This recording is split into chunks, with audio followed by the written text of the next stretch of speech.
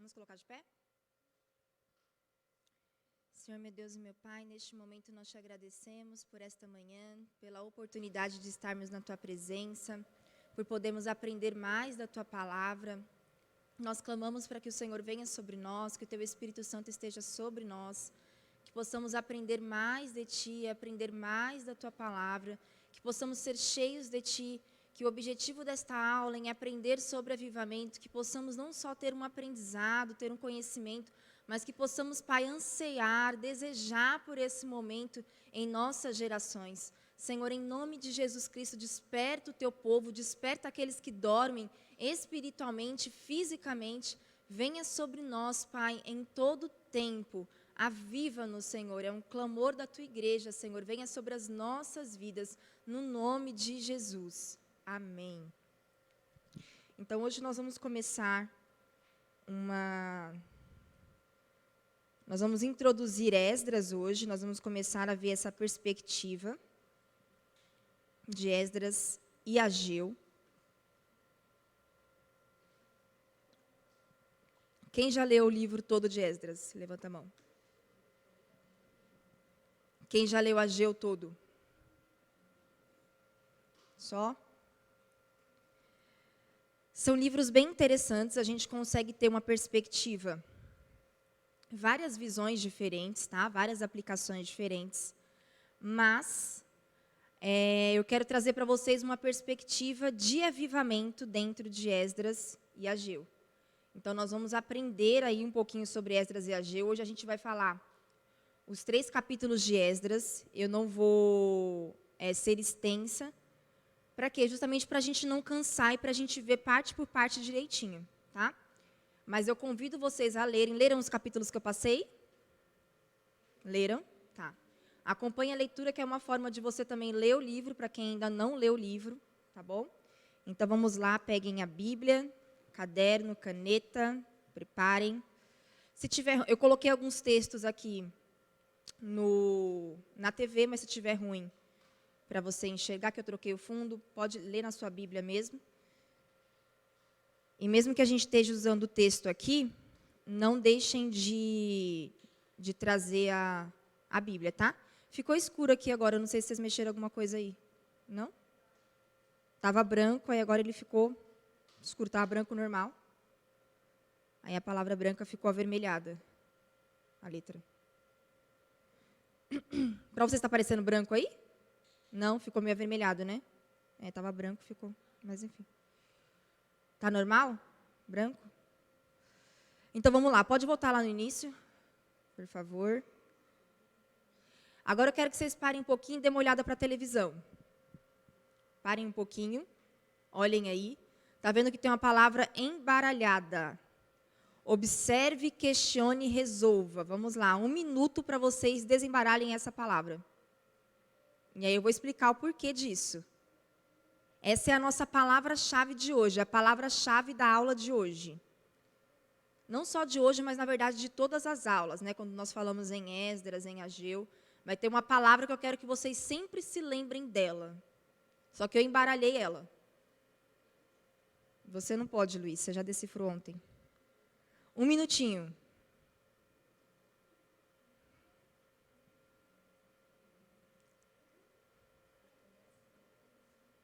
E aí, pessoal do som também. Dani, Hans, pode tentar desembaralhar a palavra. Não? Vai, Priscila.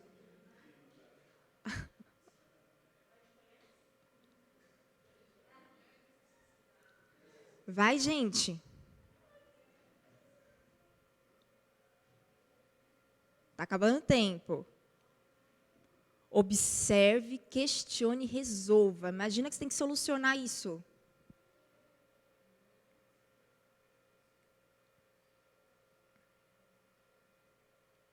Marquinhos, não?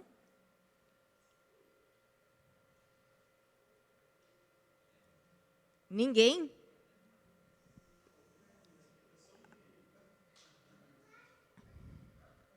Lucas, que chegou depois, não? Não consegue desbaralhar a palavra? Malu?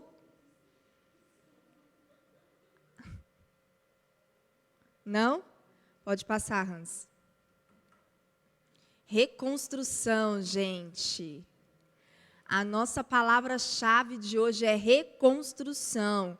E por que você embaralhou a palavra, Hannah? É basicamente isso, é para a gente entender que quando eu falo em reconstrução, eu estou falando em coisas fora do lugar, eu estou falando de coisas bagunçadas, eu estou falando de coisas que exigem trabalho, eu estou falando de situações que vão exigir esforço. Eu vou precisar, como eu coloquei na outra página, observar, questionar, isso aqui está ruim mesmo? Está fora do lugar? Está errado? Tem alguma coisa que precisa mexer, que precisa voltar para o lugar? E eu vou precisar solucionar.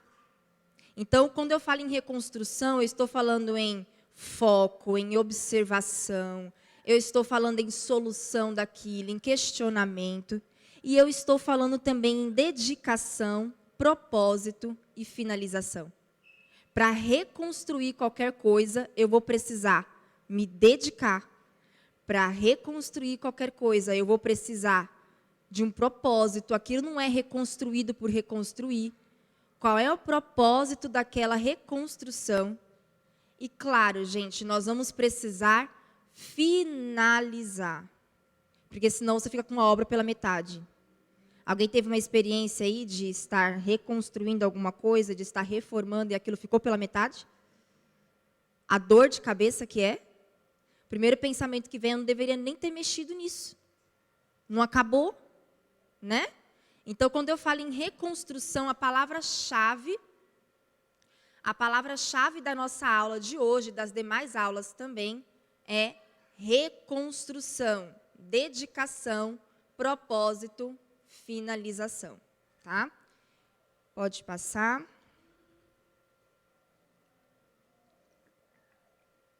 Agora nós vamos ter que recapitular algumas coisas. Vamos ter que relembrar um pouquinho do reino dividido, para a gente entender esse conceito histórico de Esdras, de Ageu, para a gente entender o que está acontecendo aqui, nós vamos ter que recapitular um pouquinho disso daqui. Então, vocês se lembram lá que o reino era unificado, uma coisa só, até o filho de Salomão, Roboão, teve um acontecimento, que eu até já expliquei numa outra aula aqui, a gente não vai adentrar nisso totalmente.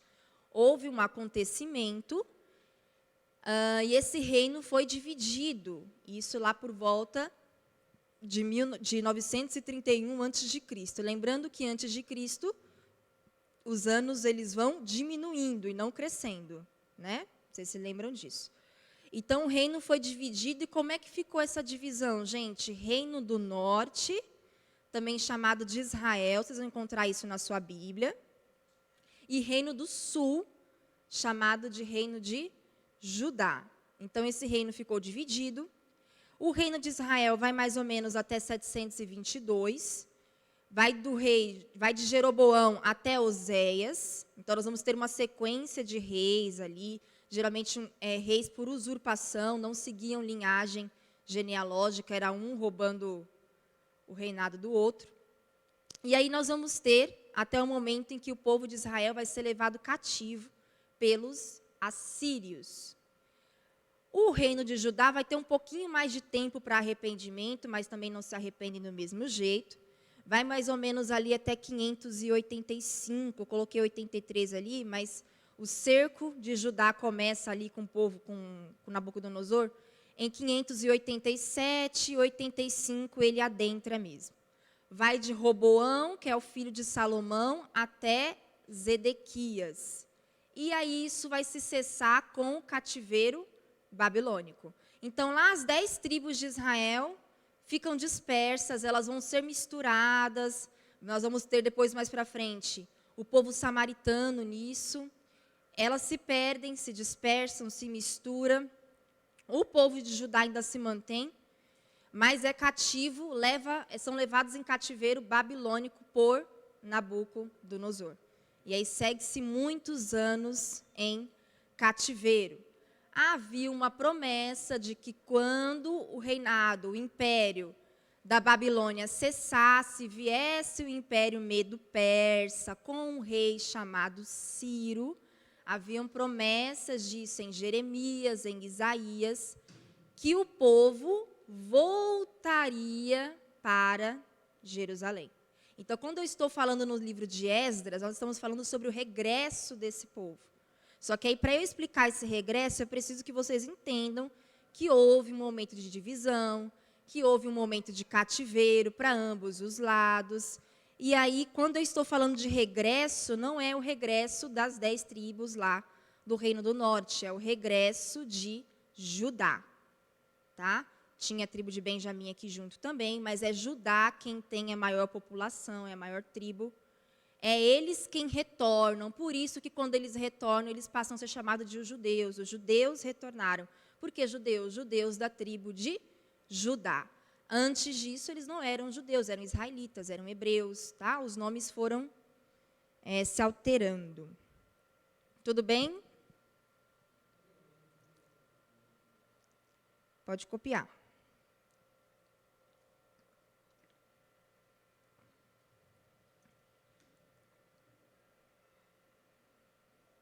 Isso vocês encontram lá em Reis e Crônicas, tá? Toda essa relação do reino dividido.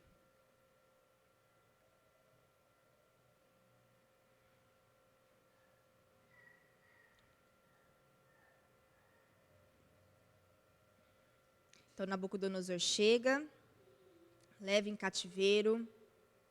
Quando você vê a história da Babilônia, você encontra, por exemplo, o livro de Daniel. Daniel está nesse contexto, os 3 jovens estão nesse contexto. Você vai ver toda uma população agora crescendo, nascendo, crescendo, morrendo em cativeiro babilônico. Foram tirados de Israel. Nisso, o templo de Salomão foi destruído. Então, nesse momento de cativeiro babilônico, eles destruíram toda a cidade de Jerusalém. E o templo que Salomão construiu foi destruído. Então, ao total, nós vamos ter na Bíblia 3 templos. Isso é importante porque vocês vão ter que entender também relacionado a Esdras isso, tá? Nós vamos ter 3 templos, coloquem aí que isso não vai estar nos slides. Nós temos 3 templos. O primeiro templo, o templo de Salomão. Um templo luxuoso, um templo onde Salomão constrói, ele totalmente direcionado por Deus, com plantas que Davi desenhou, com muita riqueza. Sabemos que Salomão era muito rico, muito luxo, era um templo luxuoso. O segundo templo vai ser o templo construído por Zorobabel, na liderança de Zorobabel. O segundo templo construído na liderança de Zorobabel, quando o povo regressa. Quando o povo regressa do cativeiro, na verdade já no domínio medo-persa. E o terceiro templo é o templo construído por Herodes, já lá anos antes de Jesus vir. Tá? Então, o terceiro templo, o templo de Herodes, que também foi destruído quando Roma foi sediada. E aí, o que nós temos hoje, Zorobabel. O terceiro templo, o templo de Herodes. Hoje, o que nós temos? Nós temos o templo lá? Não. O que nós temos? As ruínas do templo. Nós temos o Muro das Lamentações, que é um território muito disputado, né? É a principal parte que os judeus têm ali. Mas nós temos todo aquele território agora ali dividido, disputado com os palestinos também, tá? Então, esses 3 templos foram destruídos. Tudo bem aqui? Vamos para o próximo, então. Agora, isso aqui, os 3 retornos. Então, o povo, gente, lá sobre o domínio medo-persa, sobre o domínio de... Começa ali esse regresso com Ciro. Esse império dos persas não começa com Ciro, tá? Começa lá com o avô dele. Mas a partir de Ciro, nós vamos ter os retornos do povo judeu para Israel, para Jerusalém. Então, esses retornos vão ser 3 retornos. O povo vai retornar em 3 etapas, com 3 lideranças. O primeiro retorno acontece na liderança de Zorobabel. Isso aí vocês coloquem no seu caderno. Zorobabel é o primeiro que vai retornar com esse povo, liderando esse povo. Zorobabel era o governador. era o líder da tribo de Judá, vai ter um papel meio que de governador ali. Próximo ao ano 538 a.C., quem estava ali no poder? Quem estava no poder persa? Ciro. Ciro é aquele cara que Jeremias e Isaías profetizou que ele teria o coração voltado para Deus, que ele ia cumprir os propósitos de Deus, que ele ia libertar o povo, que ele ia permitir que o povo regressasse. Ciro é esse grande cara ali no Império Persa. E olha só que interessante, não sei se vocês sabiam, quem está correlacionado nesse mesmo período, quem ali volta com Zorobabel? Josué, que é um sacerdote, precisava de um sacerdote ali para voltar, por causa da construção do templo. Mas nós vamos ter 2 profetas bíblicos que você vê lá no final, às vezes você acha que está distante, né? Mas eles são contemporâneos, que é Ageu e Zacarias. 2 profetas menores voltam com Zorobabel. Ageu e Zacarias, são eles quem vão impulsionar o povo, que vai profetizar para o povo sobre a reconstrução do templo. A gente vai ver na próxima aula que esse templo ele vai parar, a reconstrução vai ser interrompida por uns 15 anos, e Ageu e Zacarias vão começar a profetizar, falando, olha, vocês estão cuidando da casa de vocês, mas o templo está abandonado, volta a reconstruir. Então, eles são contemporâneos, são paralelos, Ageu e Zacarias. Você que não sabia. Nós vamos analisar o livro de Esdras e o de Ageu. Não vou analisar Zacarias, embora ele profetizou junto com Ageu, porque são profecias muito específicas, complexas, são visões. A gente vai acabar adentrando em outro caminho. Assim como Neemias também é um pouco contemporâneo, a gente vai ver aqui, mas eu não vou tratar o livro de Neemias também, porque tem muitas particularidades, é um livro fantástico, que eu não quero deixar esse tema tão extenso. Esse tema de avivamento é o último tema do ano. Quando nós encerrarmos o avivamento, não terá outro tema esse ano, já vai coincidir com as férias. E eu não queria tratar o livro de Neemias tão rápido. Ele é um livro que eu vou deixar para o ano que vem, para a gente tratá-lo, não com essa visão de avivamento, tá? Com uma outra visão. Então, nós vamos ter quantos judeus vão voltar? Cerca de 50 mil judeus voltam. E a gente vai descobrir uma coisa interessante sobre isso no próximo slide.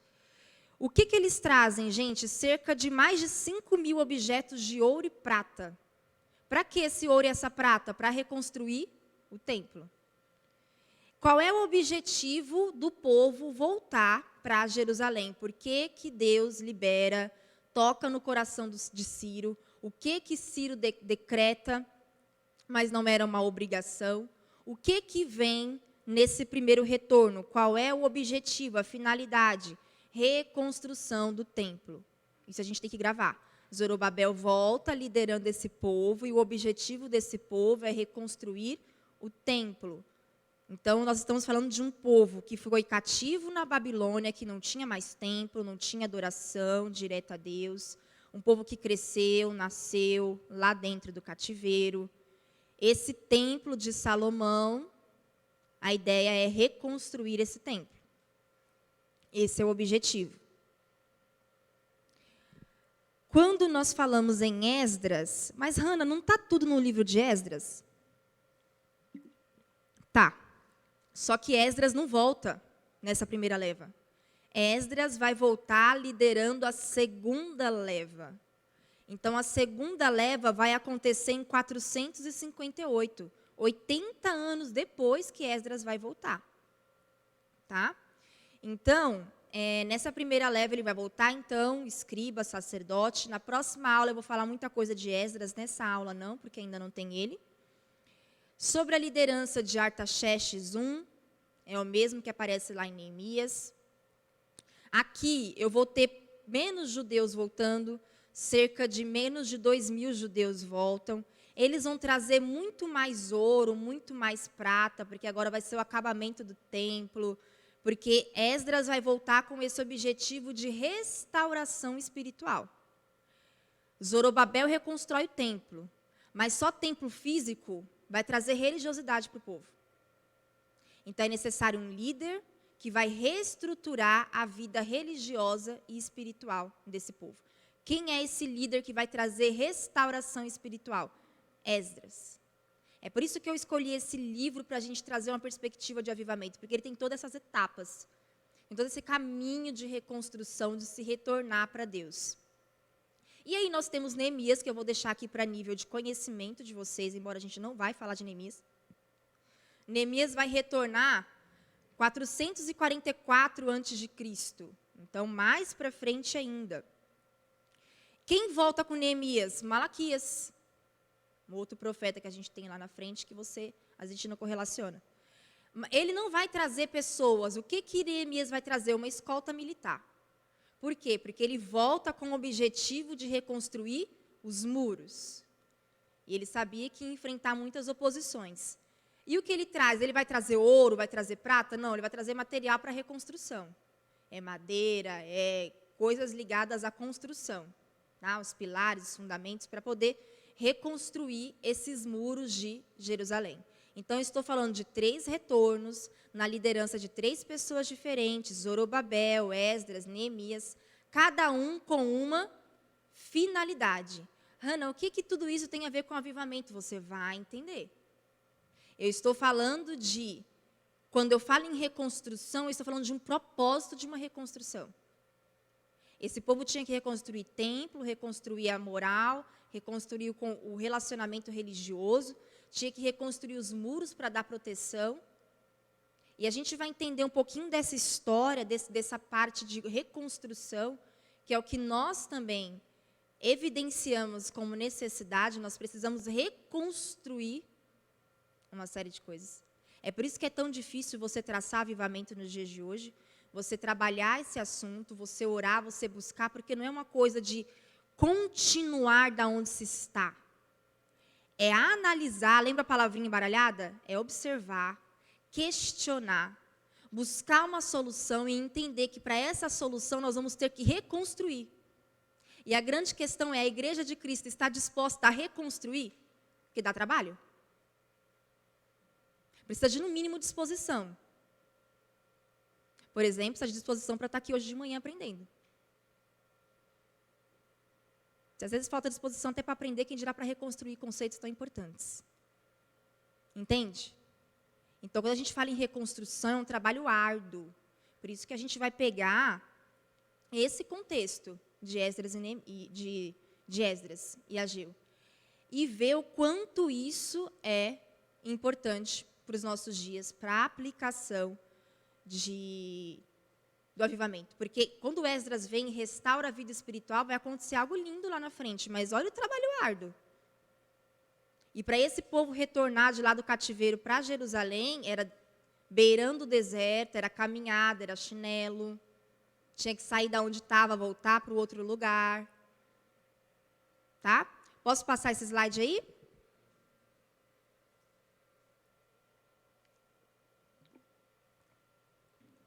E aí agora, gente, eu coloquei até 3 palavras definindo ali o texto que nós vamos ler. Não vou ler os 3 capítulos na íntegra, até porque o capítulo 2 ele vai trazer uma genealogia dos que voltaram, né? Não sei se vocês se vocês leram por curiosidade. Você foi ver? Mas leu, Marcelo? Não, né? Pulou, né? Eu pulei mesmo na indicação de leitura para vocês, que eu sei que ninguém gosta de ler genealogia, mas é interessante ler, ali tem um relato de grupo de sacerdotes que não foram encontrados, tem toda uma questão legal lá também, tá? E aí eu coloquei aí, ó, regressar, recomeçar, reconstruir. Gente, eu não estou falando de um povo só que regressou. Uma coisa é você voltar do lugar de onde você saiu, voltar para suas origens. Outra coisa é saber que você vai voltar e vai ter que recomeçar do zero. É uma outra coisa na vida. E um terceiro ponto é saber que, além de recomeçar, eu vou ter que reconstruir alguma coisa. Eu não vou recomeçar individualmente na minha vida. Eu vou reconstruir algo que existia e que a tentativa, o objetivo é ser, no mínimo, semelhante. Então, quando a gente fala desse povo voltando para Jerusalém, eu estou falando de um povo que vai ter que voltar, que vai ter que recomeçar, que vai ter que reconstruir, e isso é coletivo, não é individual. Por isso que eu coloquei em todos os próximos slides, vai ter essas frases, essas palavras aí, essas 3 palavras. Porque a gente tem que entender que esse contexto envolve isso, regressar, recomeçar, reconstruir. Tá bom? Não necessariamente a gente precisa, para reconstruir, regressar. Mas esse povo precisava regressar, não dava para reconstruir o templo onde eles estavam. O templo devia ser reconstruído no lugar original dele, onde Deus determinou que estivesse, em Jerusalém. Então, isso são coisas para a gente começar a observar também, que às vezes a gente quer reconstruir coisas, reconstruir conceitos, reconstruir vida com Cristo, sem regressar em alguns pontos da onde a gente está. Pega essa salada toda que você está aí, recomeça daí mesmo, reconstrói daí mesmo, vai reconstruir o quê? Vai ter o quê de fundamento? Tá? Então, vamos ler essa primeira parte? Vamos ler o capítulo 1, separei alguns versos do capítulo 1, e a gente vai ler alguns versos do capítulo 3. Ou você acompanha aqui comigo na TV ou acompanha na sua Bíblia, tá bom? Eu vou usar aqui a versão NVT. Assim diz Ciro, o rei da Pérsia: o Senhor, o Deus dos céus, me deu todos os reinos da terra. Ele me encarregou de lhe construir um templo em Jerusalém, em Judá. Primeiro ponto, para um pouquinho aí. Esse cara não é altivo. Bem diferente do Nabucodonosor, não é? Ele fala: o Senhor me deu todos os reinos da terra. Você já vê que ele tinha um coração bem voltado a Deus mesmo, daquilo que foi profetizado a respeito dele. E ele fala: o Senhor me encarregou de lhe construir um templo em Jerusalém, em Judá. Ele reconhecia o propósito, ele passa esse propósito, ele passa a finalidade para o povo de Israel. Não foi uma coisa assim: gente, estou liberando vocês, voltem para a sua terra. E o povo ficou assim: mas voltar para fazer o quê? Galera, voltem para a sua terra para vocês reconstruírem o templo. Saiu da própria boca de Ciro. Claro que isso é uma ordenança de Deus, era um propósito de Deus, mas que foi manifesto ali no decreto de Ciro, na liberação de Ciro. Então, esse propósito foi levado ao povo. Esse povo não voltou para essa terra sem propósito. Quem pertence ao povo de Deus, volte a Jerusalém, em Judá, para reconstruir o templo do Senhor, o Deus de Israel que habita em Jerusalém, e que seu Deus esteja com vocês. Vamos ver o próximo. Onde quer que se encontre esse remanescente judeu, que seus vizinhos ajudem com as despesas, dando-lhes prata e ouro, suprimentos e animais, além de ofertas voluntárias para o templo de Deus em Jerusalém. O povo ajuda, contribui, tem as ofertas voluntárias, mas também tem muita oferta por parte de Ciro. E tem também Ciro pegando o ouro e a prata que Nabucodonosor roubou do templo e colocou lá no palácio dele para adorar outros deuses. Ele recupera, devolve, fala: isso aqui não era dele, é de vocês, leva para o templo de vocês. Só que aí tem uma palavrinha-chave aqui desse próximo verso que a gente vai ver. Então o Senhor despertou. Então o Senhor despertou. Não foi o povo que acordou e falou assim: legal isso aí, acho que eu quero mesmo. Então o Senhor despertou. Lembra da primeira aula que eu falei sobre o despertamento da consciência? O despertar da consciência, o acordar para as coisas de Deus, o despertamento da consciência sobre avivamento. O povo dorme. Não só nesse assunto, gente, mas o povo hoje em dia dorme a respeito de muita coisa. Não há um despertamento, não há um interesse, não há um acordar para a necessidade, não há urgência. Então o Senhor despertou, mas foi o Senhor que despertou, tá, gente? Mas até para Deus despertar, tem que ter alguém disposto a ser despertado.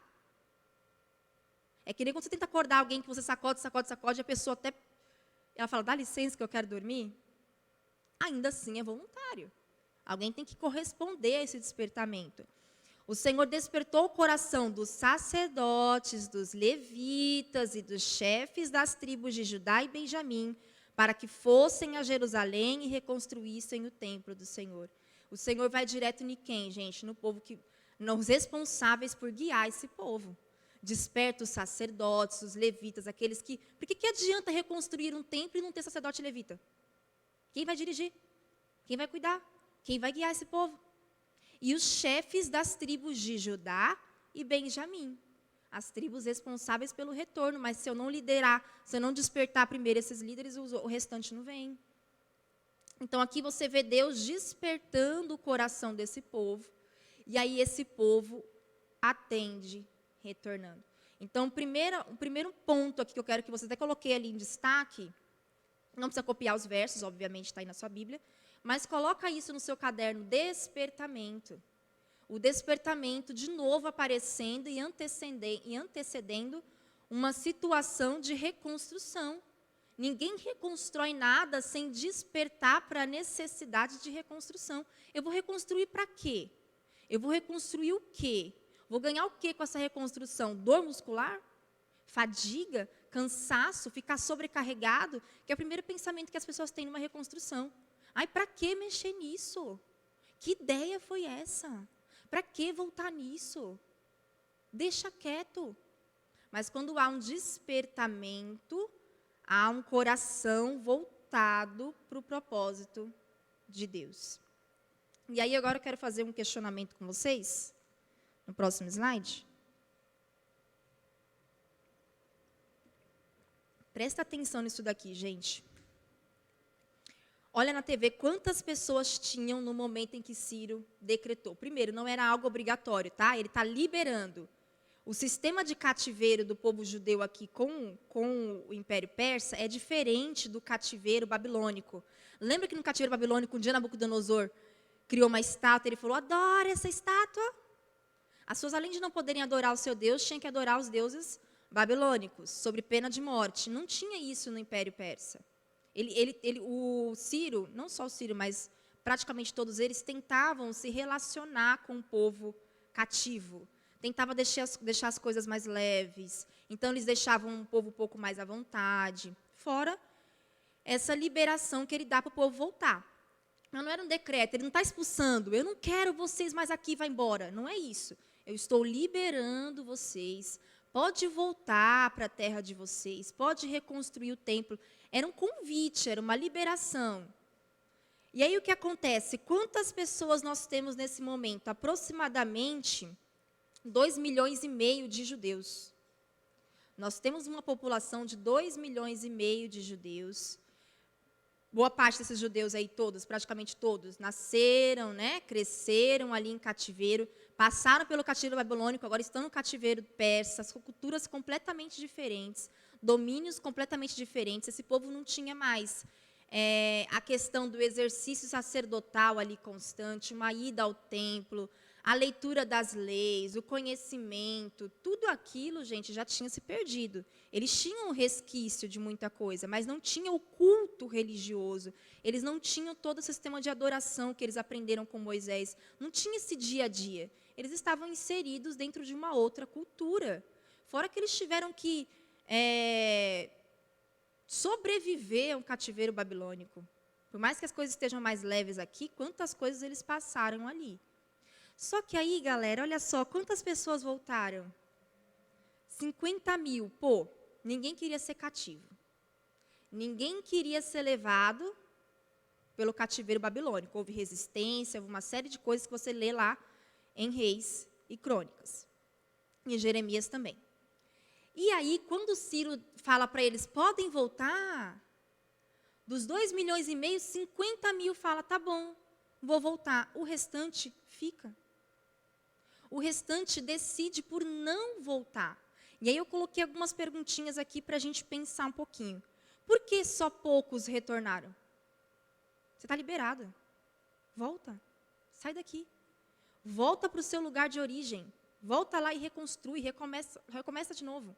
Só 50 mil retornaram. Uma outra pergunta para a gente pensar. O que impulsionou os 50 mil que não impulsionou o restante?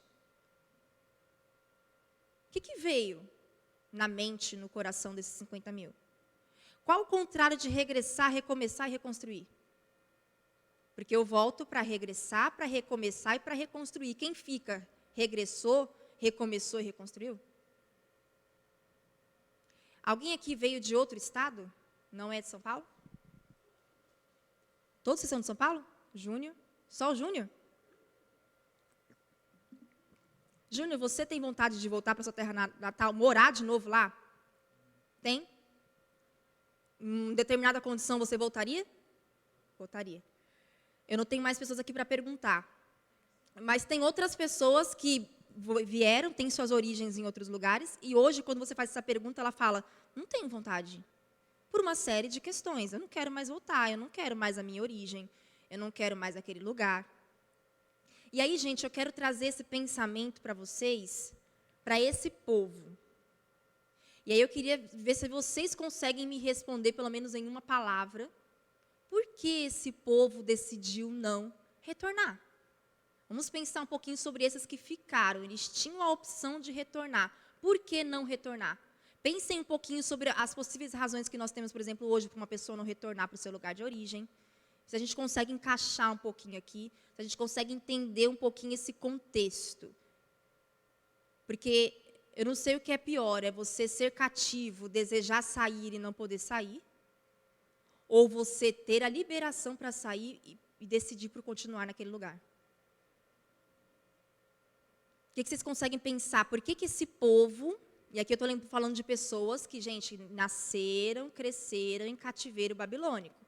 Ainda tinham suas raízes, eles tinham os resquícios, embora não tivesse adoração totalmente. Mas eles optam por não voltar para a sua terra de origem. Quais as possíveis razões que a gente consegue linkar e levantar aqui e conjecturar? Comodismo, uma palavra importante. Se acomodou. Vamos pensar primeiro nessa daí, depois a gente fala na outra. Acomodação. Pode colocar isso no seu caderno. Era uma palavra que eu esperasse que vocês falassem mesmo. Acomodação. Gente, esse povo construiu uma vida lá. É uma história de vida lá. Eles estão acomodados lá. É o lugar onde eles vivem, onde a família está, onde construiu uma série de coisas. E aí, o que vem? Um sentimento de acomodação. Para que eu vou voltar para lá? Eu estou bem aqui, eu estou estruturado aqui, eu estou acomodado aqui. Ainda vou ter que voltar para lá para recomeçar do zero? Ainda para reconstruir um templo? Gente, eles não iam pagar a gente, não, tá? É a galera dando o braço para reconstruir o templo. Então, a acomodação é uma coisa que pode entrar, que pode. Eles estavam acomodados lá. Tudo que eles precisavam para sobreviver, e eu não estou nem falando em termos religiosos, hein? Ainda. Tudo que eles precisavam de vida rotineira, a vida que segue, podia se seguir aonde? Lá. Só que o propósito foi conhecido de todo mundo, não foi? Reconstruir o templo. Quando eles decidem por continuar lá, eles estão decidindo por continuar sem acesso ao templo. É uma decisão com consequência. A acomodação traz consequências. A vida cômoda, ela é boa, mas no que diz respeito à religião, no que diz respeito à aproximação de Deus, no que diz respeito ao relacionamento com Deus, ela traz consequências. Porque para eu estar perto, eu vou ter que me locomover, eu vou ter que me mexer, eu vou ter que me dispor, eu vou ter que regressar, eu vou ter que atender. Não vou, tudo bem, só que não vai ter acesso ao templo reconstruído, você está muito distante. O Marcelo falou uma outra aí, medo. Vocês concordam com medo? Medo do quê?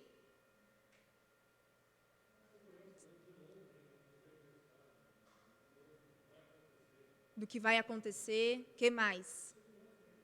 Segurança, quem que vai encontrar lá, quem está naquelas terras, inclusive eles encontram os samaritanos, vão encontrar resistência. Medo do que mais?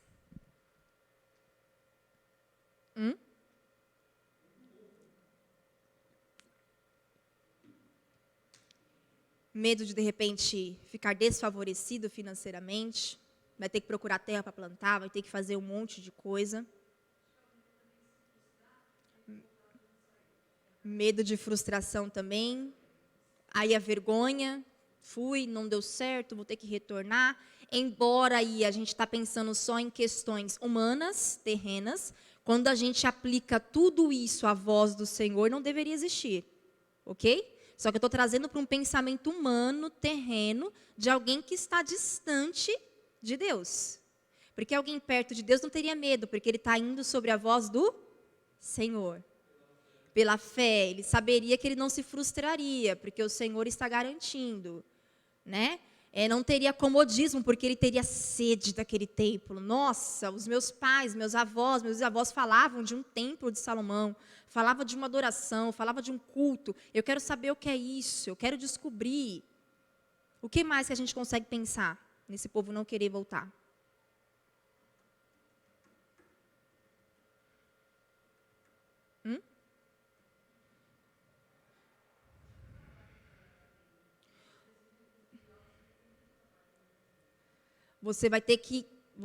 na verdade, o regresso é você está assumindo um compromisso. Eu não vou regressar só para cuidar da minha vida, embora eles se percam por um tempo nisso. Esquecem a reconstrução do templo por causa das oposições. Mas há um compromisso de retornar e reconstruir. E a gente consegue pensar também nesse povo, o quão distante eles estavam, né? Porque havia uma promessa desde lá de Jeremias. Mesmo Jeremias profetizando o cativeiro, ele profetizava o retorno. E aí você vê como tudo isso se perdeu. As promessas se perderam. Você vê uma ausência de desejo, de interesse. Por mais que a gente fale assim, gente, por que eu estou trabalhando tudo isso com vocês? Porque nós vamos ter muito a ideia no avivamento de que o fato do desconhecido, isso a gente vai ver um pouquinho nas próximas gerações, o conflito de gerações. Gerações que viveram o avivamento, gerações que não viveram. Eu, por exemplo, não vivi. Gerações mais novas. O desconhecido causa o desinteresse, em partes. Porque mesmo que eu não tenha vivenciado nunca isso na minha vida, há o Espírito me impulsionando a viver. Por mais que sejam jovens aqui, que seja uma nova geração, que não tenha participado do culto completamente, as raízes, aquilo que ficou, deveria estar impulsionando a querer, a viver isso. E a partir do momento que você tem a liberação, fala, nossa, agora eu tenho a chance de viver. Agora eu quero. Então, a gente vê um povo que opta por não retornar. E uma outra coisa, gente, que é uma coisa que a gente, às vezes, despreza aqui também. Eu estou falando de um povo que está crescendo, e se desenvolvendo e se misturando em meio a toda a influência babilônica. Tanto que quando a gente vai, por exemplo, para Apocalipse, você vê referências bíblicas chamando o mundo, o sistema mundano de Satanás de Babilônia. E eu quero chamar a sua atenção para isso do se misturar em meio à Babilônia e muitas coisas relacionadas a Deus ficarem em segundo plano, ficarem de fora. Eu me acomodo, eu me adequo ao sistema, às vezes sutilmente, às vezes descaradamente. É isso que me restou, é isso que ficou, vamos ficar todo mundo junto e misturado, não tem mais necessidade de desassociar, vai reconstruir para quê, vai retornar para quê, vai voltar a ser o povo seleto de novo para quê? É esses pensamentos que eu quero instigar em vocês, que não pode haver em nós, ainda que estejamos por um período em Babilônia, um período sobre um outro domínio, o mundo jaz do maligno, mas não nos misturamos, não nos corrompemos, ainda somos um povo seleto, que quando o Senhor fala, precisa reconstruir, a gente precisa atender. Fala, Marcelo.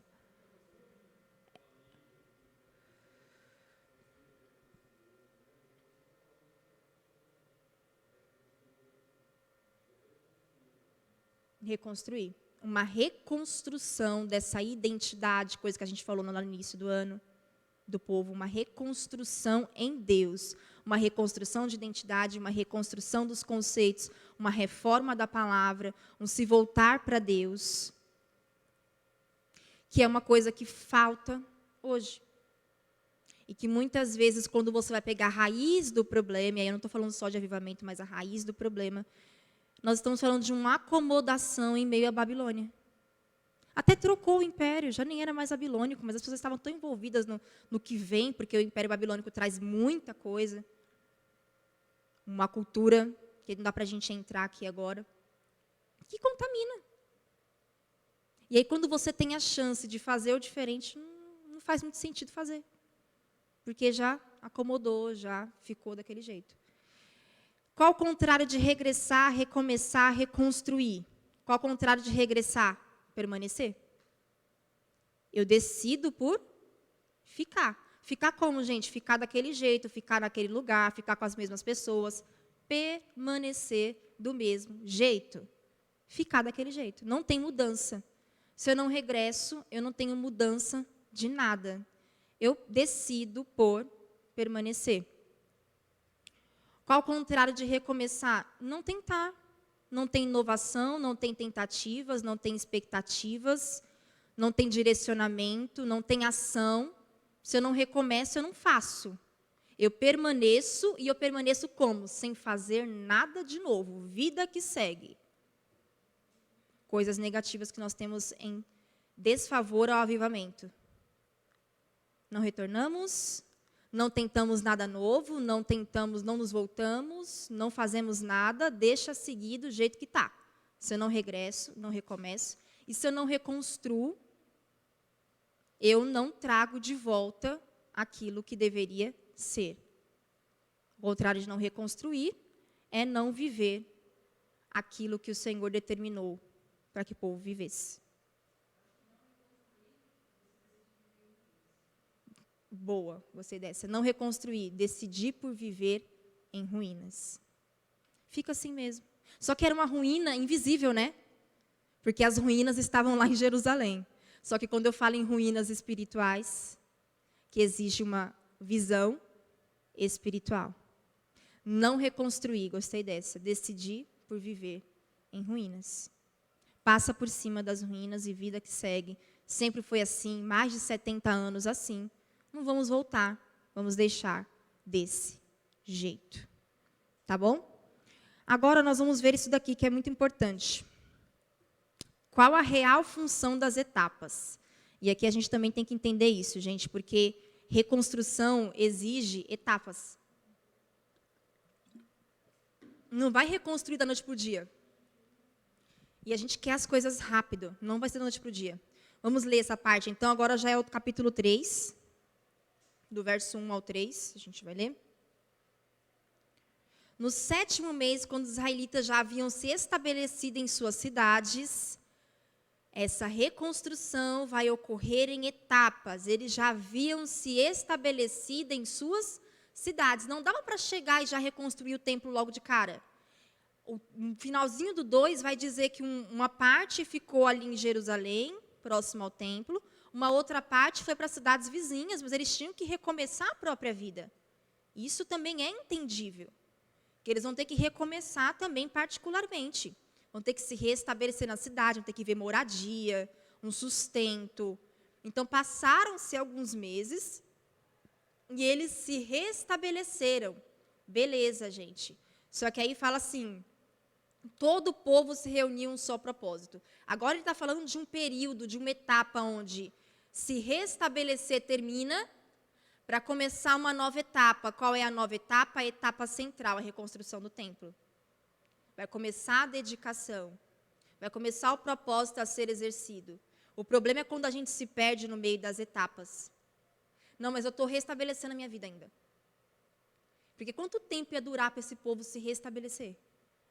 E o texto nem é claro dizendo a que nível eles foram restabelecidos. Talvez fosse um nível também diferente do nível lá de onde eles estavam. Mas essa etapa tinha que ser encarada, vencida e partir para a próxima etapa.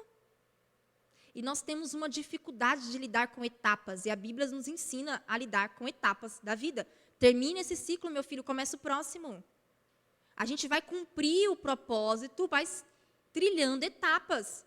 E a frustração vem porque, eu quero aquele propósito, Deus falou que é isso, tá, mas você tem que seguir etapas para chegar lá. O povo não chegou já pegando a pedra e colocando o templo. Foi cada um para a sua cidade, se restabeleceu, o negócio foi planejado. E aí chega um momento de todo o povo se reuniu em um só propósito. Uma outra parte importante da etapa é que as etapas não são feitas só individualmente. Existem momentos que você precisa do coletivo. O se readaptar era algo individual. Cada um vai para a sua cidade, reconstrói. Agora, quando você fala no propósito central, o propósito central não é algo individual, ele é sempre coletivo. Você vai ver isso em tudo quanto é história bíblica. Um propósito central de Deus envolvendo um coletivo, não um individual. Ainda que esteja uma pessoa trabalhando, mas em prol do coletivo. Era a força toda em Sansão, mas para livrar o povo todo dos filisteus. Então, tem sempre um momento das etapas onde você vai ter o trabalhar do coletivo. E aí eu frisei ali e coloquei, todo o povo se reuniu em um só propósito. Agora, um terceiro ponto que eu quero que você coloque aí. Você colocou o primeiro que foi o restabelecimento das coisas. Tá? Coloca aí, restabelecimento das coisas. As coisas precisam ser restabelecidas, colocadas no seu lugar. Isso faz parte de uma etapa. O segundo é a coletividade. Não dá para fazer tudo sozinho. Então, ele fala que foi todo o povo. Então, as etapas de um propósito envolvem coletividade, participação coletiva, entrega coletiva, participação coletiva. Se não for coletivo, sobrecarrega. Sobrecarrega e o propósito não flui, o negócio fica atrasado porque não é participação unânime. E aí o outro ponto, todo o povo se reuniu por se reunir, onde é que você vai? Ah, eu vou lá, estão se reunindo lá perto do templo, vamos lá, no lugar do templo, fazer o quê? Eu sei lá. Todo o povo se reuniu no mesmo propósito. Não é se reunir por se reunir. As etapas do cumprimento de um propósito, escreve isso. As etapas de um cumprimento, as etapas do cumprimento de um propósito não eliminam o propósito. As etapas do cumprimento de um propósito não eliminam o propósito. Porque o que acontece hoje da gente se perder nas etapas é que no meio das etapas a gente cria outras etapas. E essas etapas fazem a gente se perder do próprio propósito. A gente começa a fazer e resolver tanto problema que a gente já não sabe mais o que a gente está fazendo, por que a gente está fazendo. Mas por que a gente começou tudo isso? Eu sei lá. Só sei que tem uma pedra aqui que eu tenho que tirar a pedra. Ou fulano, me ajuda aqui a colocar esse alicerce. Estou colocando, mas por que você está fazendo isso? Eu sei lá, pediram para eu colocar o alicerce, eu sei lá o que é isso aqui. Ah, é um templo. Ah, é um templo. Que templo? Eu sei lá. Estão construindo um templo aí e pediram para ajudar. Todo mundo tinha consciência do propósito. E todo mundo se reuniu no mesmo propósito. As etapas de um propósito não eliminam o propósito. Juntou-se a seus colegas, os sacerdotes, e a Zorobabel, filho de Sealtiel, e seus companheiros, para reconstruir o altar do Deus de Israel. Antes de colocar os alicerces, reconstruíram um altar. Olha o altar aparecendo aqui de novo, lá igual Elias. É porque eles entenderam que antes do físico, primeiro o espiritual. Ah, vamos começar a colocar os alicerces, as pedras, vamos começar a reconstruir, tá? Mas e o altar de Deus? E o altar do sacrifício? O altar do holocausto que ficava para o lado de fora do templo? Vamos reconstruir esse altar primeiro. Para a gente começar a adorar a Deus. Olha só, para a gente terminar o verso. Queriam apresentar holocaustos ali. Gente, reconstruir o altar para quê? Para dizer que reconstruiu? Eles queriam reconstruir o altar para oferecer de novo sacrifícios a Deus, porque vai demorar para esse templo terminar a construção. E esse período de adoração? E esse período de ofertar a Deus? E o período de remissão dos pecados fica onde? Não, vamos reconstruir o altar, porque a gente vai começar a adorar e oferecer sacrifícios enquanto a gente vai trabalhar na reconstrução do templo. A adoração não se perde em meio à reconstrução. Outra coisa, vocês anotarem aí. A adoração, a comunhão e a entrega, a adoração, a comunhão e a entrega não se perdem em meio à reconstrução. Aí não dá para adorar porque a gente está reconstruindo. Não dá para ofertar porque a gente está reconstruindo. Não dá para se arrepender porque a gente está reconstruindo. Não dá para ter comunhão com o Pai porque a gente está reconstruindo. Não tem o prédio, não tem o físico. Não tem o símbolo da adoração, porque o templo era o grande símbolo. Onde Deus falou para Salomão que a glória dele estaria lá, a Shekinah estaria lá, que os olhos e os ouvidos dele estariam atentos à oração feita naquele lugar. Mas o povo não se prendeu a isso. Os sacerdotes não se prenderam a isso, não. E a nossa adoração, e a nossa oferta? Embora o povo tivesse medo dos habitantes daquela região, reconstruíram o altar no mesmo lugar original. Assim começaram a oferecer holocaustos no altar do Senhor todas as manhãs e tardes. Embora o povo tivesse medo, não parou de adorar. O medo também não paralisa a reconstrução. Ou não deveria. A gente vai ver que vai ter uma oposição mais para frente, que vai ter outras influências que vão parar essa reconstrução. Mas o medo não deveria paralisar-nos. O medo é uma coisa para a gente parar para lidar com ele. não para paralisar a gente. Então, medo também não atrapalha a reconstrução. Não deveria. Então, aqui nessas etapas, você vê o povo respeitando as etapas e vencendo as etapas e não sendo paralisado por ela. Vamos voltar com a adoração antes da gente começar essa reconstrução mesmo. E aí, agora, o próximo que eu quero ver com você, a gente já está quase acabando. Agora, esse aqui a gente vai ler na Bíblia, que eu não coloquei ali na TV. Emoções em evidências. As etapas não eliminam as emoções, gente. A gente começa a vivenciar coisas no reino, a gente começa a vivenciar uma série de circunstâncias em meio àquele propósito, e as etapas não eliminam as emoções, e as emoções ficam em evidência. Vai ter um momento que as emoções vão gritar. Nós vamos ter emoções em evidências no reino de Deus, emoções em evidências na igreja de Deus, vai ficar um negócio meio doido. Vamos ter que lidar com as emoções das pessoas agora. As emoções em meio àquele propósito. O propósito por si só não traz emoções iguais. Nós vamos ter emoções diferentes mesmo vivendo o mesmo propósito. Coloquem isso. Nós vamos ter na Igreja de Cristo emoções diferentes, mesmo as pessoas vivendo o mesmo propósito. Vamos ter que lidar com essas emoções. Vamos ver o capítulo 3, leia comigo na sua Bíblia. A gente já está acabando. A aula passada eu passei bastante, porque foi uma aula histórica, né? Mas hoje eu reduzi os capítulos para a gente não passar muito. O 10, capítulo 3, verso 10. Quando os construtores terminaram os alicerces do templo do Senhor, eles terminaram o quê, gente? Os alicerces, tá? Não é o templo. Esdras, capítulo 3. Quando eles terminaram os alicerces, eles estão ali nos fundamentos, gente. Não terminou o templo ainda. E olha o que aconteceu no mix de emoção. Eu quero que vocês parem um pouquinho de copiar o que está na TV para ler comigo o texto, tá? Que vai ter tempo de vocês copiarem isso aí.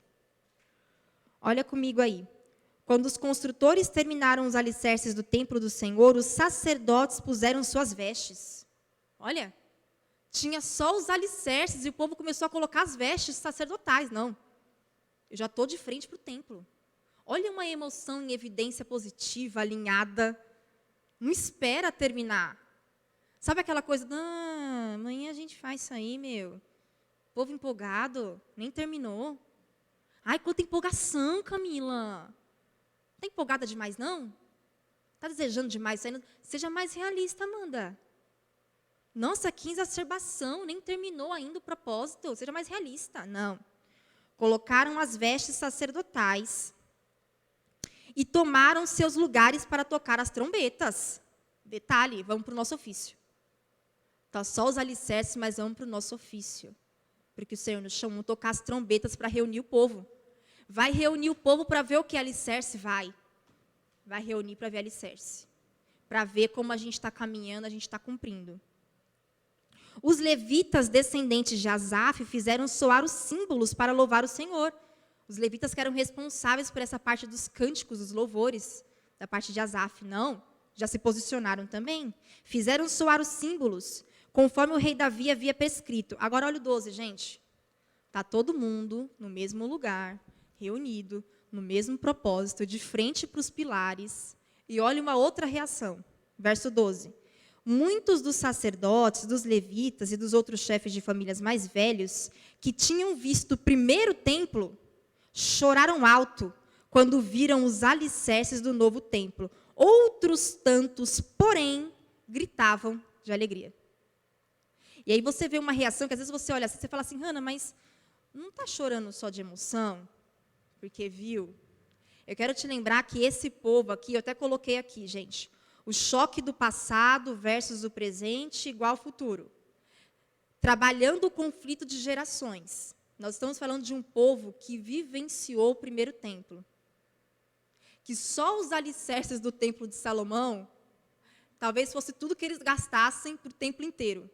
Estava só nos alicerces.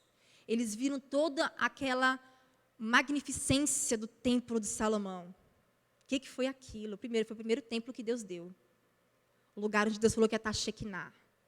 Aquilo tudo que eles tinham de experiência, eles olharam, quando eles viram os alicerces, tipo, está só nos alicerces ainda. E o recurso que eles tinham não se comparava, porque até a rainha de Sabá veio ver a riqueza de Salomão. Não se comparava. E aí a gente consegue perceber que há uma diferença de emoção ali, quando o texto fala no final. Entretanto, o outro grupo gritava de alegria. Esse entretanto mostra que, seja grito ou choro, era de alegria de um grupo, porque a gente está no alicerce, tem alguma coisa. E outro grupo era, isso? Mas está inferior. E, de fato, gente, o segundo templo ele foi muito inferior ao primeiro. Mesmo com Esdras chegando com toneladas de ouro e prata para poder dar um acabamento, foi inferior. E a mente das pessoas era, nossa, a gente voltou para isso. Não vai ser a mesma coisa. E aí eu estou falando aqui, é só para a gente pensar e analisar, não é uma crítica. Eles são pessoas de uma geração antiga que vivenciaram um passado magnífico. E aí eu coloquei ali, o choque do passado. A gente precisa trabalhar nossas emoções com o que eu vivenciei, com o que eu estou vivenciando agora e qual é a expectativa que eu tenho para o futuro. E eu não posso deixar a expectativa do futuro ser influenciada pelo passado e pelo presente. Se for uma influência positiva, beleza. Agora, uma influência no sentido de nós nunca mais nós vamos viver o que a gente viveu. Esse templo vai ser inferior, nunca. Aquela Shekinah toda, que o texto fala que os sacerdotes, só de entrar, eles caíam no chão. Porque a Shekinah vinha, eles não conseguiam ficar de pé para ministrar. Tudo isso está narrado lá em Crônicas. Talvez a mente deles ia falar, nossa, Deus vai vir aqui? Nesse templo? Será que a gente vai viver de novo aquilo? E os que não tinham vivido estavam assim, ó. A gente vai viver. Vocês entendem? Há um choque de emoção, às vezes, que atrapalha. E aí o texto termina falando que dá para ouvir os gritos de longe.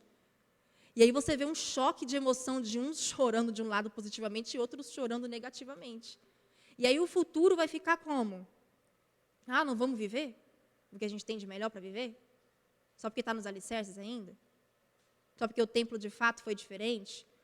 Então, são coisas, gente, que nós temos que trabalhar, as nossas emoções serem trabalhadas em meio ao cumprimento do propósito, em meio à vivência das etapas de um propósito. Aqui a gente está aplicando para avivamento, mas isso aqui se aplica para uma série de coisas. Que aquela expectativa do, como a gente tem hoje em dia, quando você vai conversar com algumas pessoas de outras gerações, que falam, vocês não sabem. Vocês não sabem o que é poder de Deus. Eu não sei mesmo, eu admito para você. Eu tenho 31 anos, eu não sei o que aconteceu na década de 60. Eu não estava viva. Entendeu? Eu não estava lá no país de Gales, em 1904. Eu não estava na Rua Azusa. Eu não sei mesmo, mas eu quero saber. Esse choque de gerações, a gente precisa acabar. Que ótimo que você viveu isso, me conta. Porque Deus tem sempre um novo para cada geração. E não é essa a realidade que a gente vê hoje na igreja de Cristo. São gerações chocando as emoções. Você nunca vai viver o que eu vivi. E a geração nova virando para a velha falando, eu não quero mesmo viver o que você viveu, você é passado. Esse choque de emoção não flui. Atrapalha até a descida de Deus, do Espírito Santo, do avivamento, do manifestar. Porque a gente se perde em meio às emoções. As emoções não podem ser negligenciadas, elas existem. As emoções estão aí, não é emocionalismo, é emoção, são verdadeiras, têm suas razões, mas não podem se perder. Não pode se sobressair ao poder de Deus. Até que ponto o saudosismo é algo saudável? Até que ponto saudosismo é algo saudável? E aqui esse saudosismo é indiferente às gerações.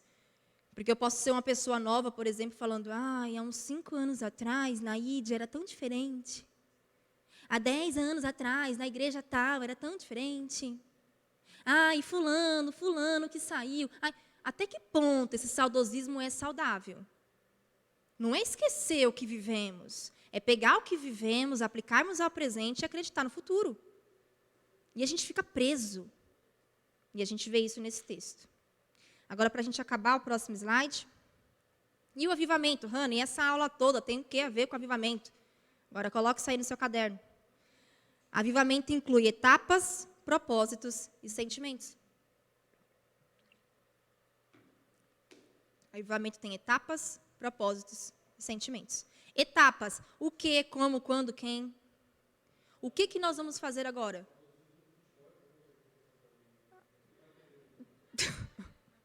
Tem que ser o Marcelo. Se não for o Luiz, é o Marcelo. O que, gente? O que, como, quando, quem? O que nós vamos fazer agora? O que nos compete fazer agora? É orar? Vamos orar. Nos compete orar por avivamento, orar para Deus vir sobre nós? Vamos orar. Como? Vamos orar juntos. Quando? Hoje, agora. Quem? Todos. Ah, não, deixa para os líderes orar. Quem? Todos. Qual é o propósito, gente, do que estamos fazendo agora? Qual é a finalidade? Nós estamos orando para que venha um derramamento. Ok. Não estou orando por orar. Compreensão. Enquanto todos oram, todos compreendem? Enquanto todos buscam, enquanto todos reconstroem, todos compreendem o que estão fazendo? Qual é a motivação? A motivação está lá no propósito. Qual é a motivação? Eu faço o que eu faço por quê? E os sentimentos? O quanto eu estou envolvido naquilo, como Elias esteve envolvido? Qual a diferença de Elias para aqueles 450 não, para os outros 100 profetas escondidos? Quais são as expectativas nas minhas emoções, nos meus sentimentos? Quais são as frustrações que eu experimento? Como eu lido com elas? Ah, me frustrei nessa etapa, não quero a próxima etapa. O que acontece hoje na Igreja de Cristo? Estávamos trabalhando uma etapa, uma galerinha se frustrou, o que a galerinha faz? Não vou mais, não faço mais, não busco mais, não oro mais, não canto mais, não prego mais, não faço mais nada. Na próxima etapa eu penso se eu volto. Gente, é por isso que a gente não vive o que tem para viver. Entenderam? Amém? Dúvidas? Vamos orar então? Que é o que nos compete. Neste momento. E domingo que vem nós continuaremos. Que o Senhor tenha misericórdia de nós e nos desperte. Enquanto é tempo. Vamos orar de pé? Senhor, nós te agradecemos neste momento. Nós te agradecemos por esta oportunidade. Nós clamamos pela tua misericórdia sobre nós. Pai, nos ajude a trabalhar, a compreender as etapas, a compreender e vivenciar verdadeiramente o propósito. Trabalhe as nossas emoções, nossas expectativas e frustrações, muitas vezes terrenas, individuais, que não são coletivas, não são aplicadas ao coletivo. Senhor, desperta-nos como o Senhor despertou esse povo. Desperta-nos para o hoje. Desperta-nos, Pai, em nome de Jesus. Vem, Pai, sobre as gerações. Nós somos um misto de gerações que vivenciaram coisas diferentes, que vieram de lugares diferentes, mas nós anseiamos, Pai, pela Tua presença, pelo Teu derramamento. Nos ajuda, nos desperta. Nós estamos perdidos na Babilônia com coisas enredados, com coisas que não deveríamos mais nos prender. Pai, em nome de Jesus, há uma palavra profética sobre nós. Reconstruam, retornem, regressem, voltem para o ponto da onde vocês pararam. Há uma palavra sobre nós, que possamos atender a esta palavra, que não venha só em forma de conhecimento, porque senão a letra vai nos matar. Tem misericórdia de nós, venha sobre nós com Teu Espírito Santo e nos vivifica,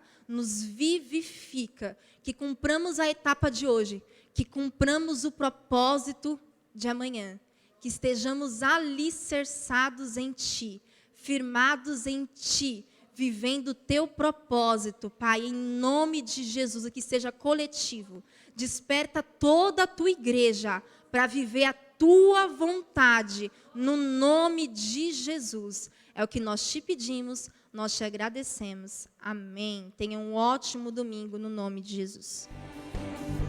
Teu amor não muda, seu choro